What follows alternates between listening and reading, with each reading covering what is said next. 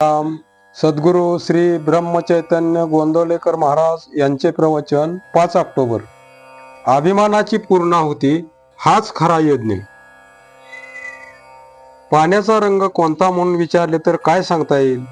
त्याचप्रमाणे भगवंत आहे. ज्याप्रमाणे पाहाल त्याप्रमाणे तो आपल्याला दिसेल.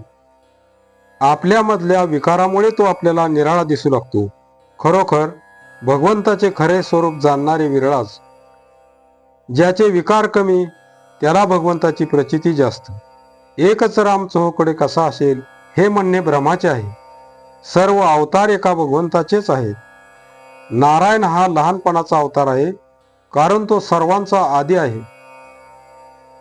राम हा तरुणपणाचा अवतार आणि कृष्ण हा म्हातारपणाचा अवतार समजावा. भगवंताला जन्ममरण नाही, तो तर सच्चिदानंद आहे.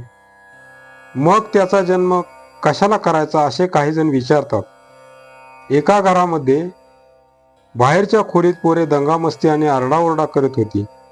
आजोबा घरात आहेत हे त्यांना माहीत नव्हते. आपण घरामध्ये आहोत ही जाणीव त्या पोरांना देण्यासाठी खाकरा आला नसताना देखील आजोबा नुसते खाकरले. ते ऐकल्याबरोबर पोरे लगेच गप्प झाली.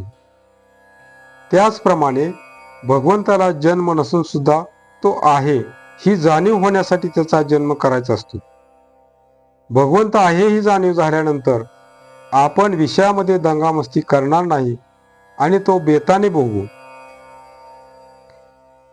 मी जोवर साकारावर प्रेम करतो तोवर भगवंतालाही आकार घेणे प्राप्त आहे. जे वेदांना शक्य झाले नाही, जिथे वेदांनी नेती केले ते परमात्म स्वरूप संतांनी जाणले, म्हणून त्यांनी भगवंताला सगुणात आणले. हा आनंद स्वरूप परमात्मा मिळवण्यासाठी आज आपल्याला सगुण उपासनेची अत्यंत जरुरी आहे. माणसाला जे अत्यंत हितकारक असते ते शांत आणि आनंद स्वरूप असले पाहिजे. सत्य स्वरूपाची प्राप्ती झाल्याशिवाय ते मिळत नाही. म्हणून भगवंताची प्राप्ती करून घ्यावी.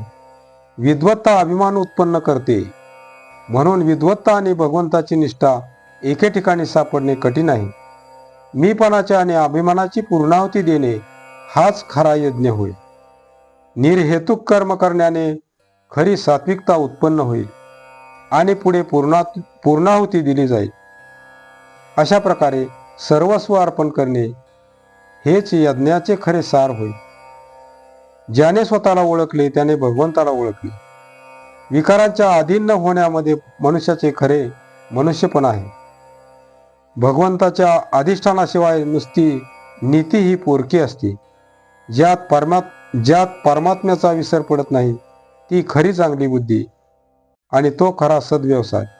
देवाचे नाम घ्यावे, नीतिधर्माचे आचरण करावे, प्रेमाने वागावे आणि लोकांना मदत करावी, यालाच परमार्थ म्हणतात आणि तो प्रत्येकाने मनापासून करावा.